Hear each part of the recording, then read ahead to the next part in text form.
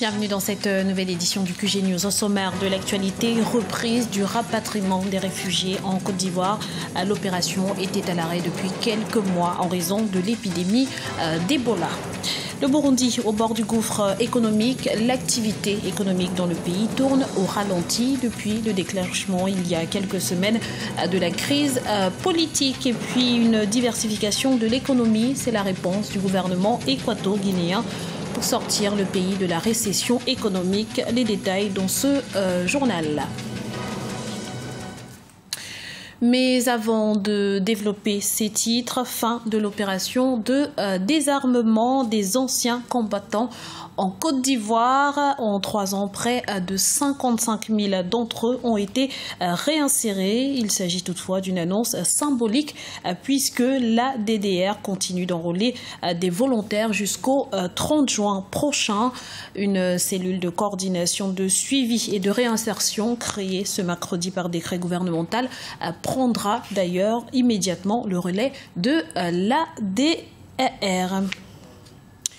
Et 4 jours après la journée mondiale des réfugiés, la Côte d'Ivoire veut rapatrier ses citoyens ayant fui les violences post-électorales de 2011. La majorité d'entre eux se trouvent actuellement au Libéria. Les précisions d'Arwa Barkala. Ils sont encore 58 000 Ivoiriens à vivre en tant que réfugiés depuis les violences post-électorales qui ont émaillé les bords de la lagune Ébrié, voilà 5 ans. D'après le Haut Commissariat aux réfugiés, le plus grand nombre de réfugiés se trouve au Libéria voisin. Leur nombre est estimé à 38 000. L'enjeu est de pouvoir rassurer les réfugiés une fois la mère patrie regagnée. Ensemble, nous témoignons de la nécessaire détermination politique et sociale pouvant changer le cours de milliers de vies et infléchir la tendance vers l'extrême précarité, la discrimination et l'inclusion sociale. Si le gouvernement du président Alassane Ouattara communique sur ses efforts pour rapatrier ses concitoyens, l'opposition reste alerte quant à la sécurité des personnes rapatriées et particulièrement celle des partisans de l'ancien président Laurent Gbagbo. Le gouvernement actuel ne fait pas de la réconciliation une priorité. C'est souvent toutefois que nous avons entendu dire que cela se fera avec le temps, sans compter que nous faisons tout de notre côté pour les amener justement à comprendre qu'un des éléments essentiels du développement, c'est la paix entre les peuples qui vivent sur le même sol. Près de 300 000 Ivoiriens avaient quitté le pays et trouvé refuge dans les pays limitrophes lors de la crise post-électorale de décembre 2010 à avril 2011, qui a officiellement fait 3 000 morts. Selon les données officielles du HCR, 12 000 réfugiés ont regagné les terres ivoiriennes depuis la campagne de rapatriement lancée par les autorités de Yamoussoukro. Arrêté le 20 juin dernier à Londres, en Angleterre, le général Karenzi Karake, chef des services de renseignement rwandais, doit être à nouveau présenté ce jeudi devant la justice britannique. Il est entre autres soupçonné par la justice espagnole d'avoir une responsabilité dans la mort de 9 Espagnols au Rwanda en 1997. Quelques centaines de Rwandais se sont rassemblés ce mercredi devant l'ambassade britannique à Kigali pour protester contre son arrestation. L'économie burundaise est en berne depuis le début de la crise provoquée par la volonté du président Pierre Nkurunziza de briguer un 3e mandat. Les activités tournent au ralenti à Bujumbura, la capitale. Fermeture de magasins et manque de devises étrangères, les conséquences pourraient être lourdes. Le point tout de suite avec Deogracias Podo. Le Burundi, à quelques jours de la tenue des législatives prévues pour le 29 juin, demeure sous tension. Les activités semblent paralysées, notamment à Bujumbura, la capitale, toujours sous surveillance policière. Une paralysie aussi ressentie dans l'économie. La plupart des activités tournent au ralenti. Mes ventes ont diminué ces derniers temps. C'est ici que nous venons tenter d'écouler nos produits, mais nous n'obtenons presque rien. Les gens n'achètent pas, nous exposons nos produits et nous rentrons bredouilles. Je ne gagne pas d'argent, mais je reçois seulement ce qu'il faut pour manger. Je vendais des caisses de bière. Maintenant, je ne vends qu'une caisse pour avoir un peu d'argent pour me nourrir. C'est fini, il n'y a plus de clients ici.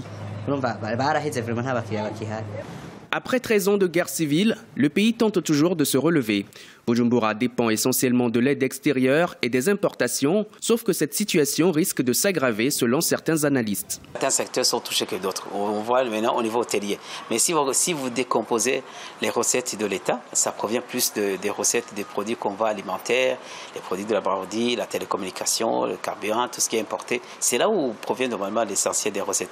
Donc si ces secteurs-là sont touchés, le commerce extérieur, mais aussi le commerce intérieur, et je pense que l'économie est touchée dans son fort intérieur.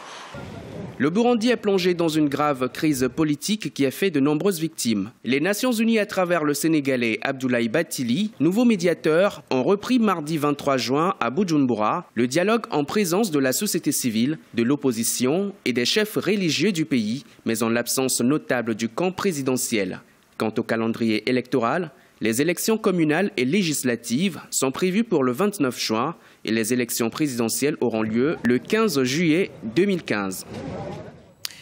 Fortement dépendante de la production d'hydrocarbures, l'économie équato-guinéenne est entrée dans une phase de récession économique en 2013 suite à la baisse de sa production de gaz et de pétrole.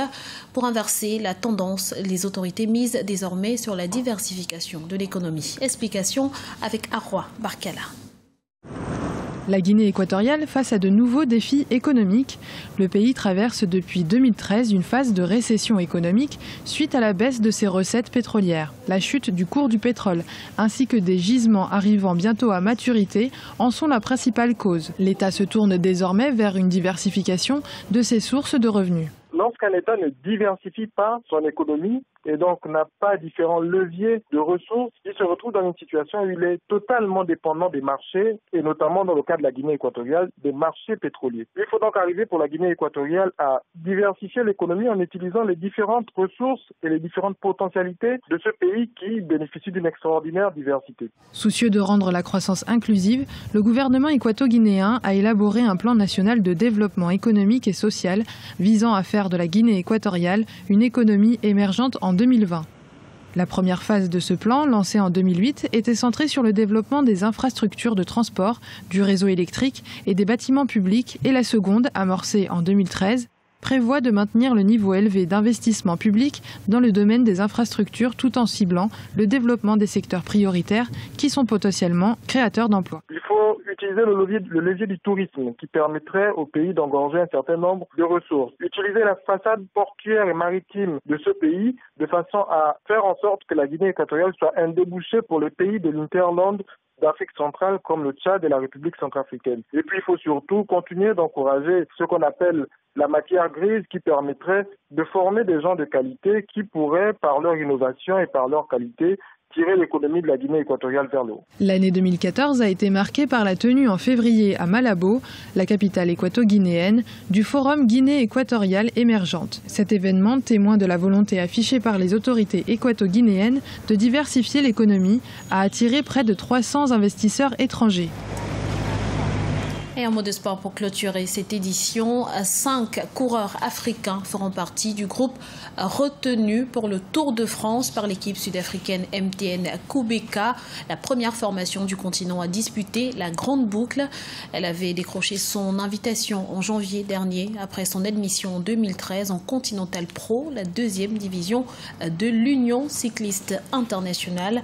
Notons que le Tour de France se disputera du 4 au 26 juillet prochain. Ainsi s'achève cette édition. Nous vous remercions pour votre fidélité. Retrouvez dans un instant une nouvelle édition de l'information sur Africa 24.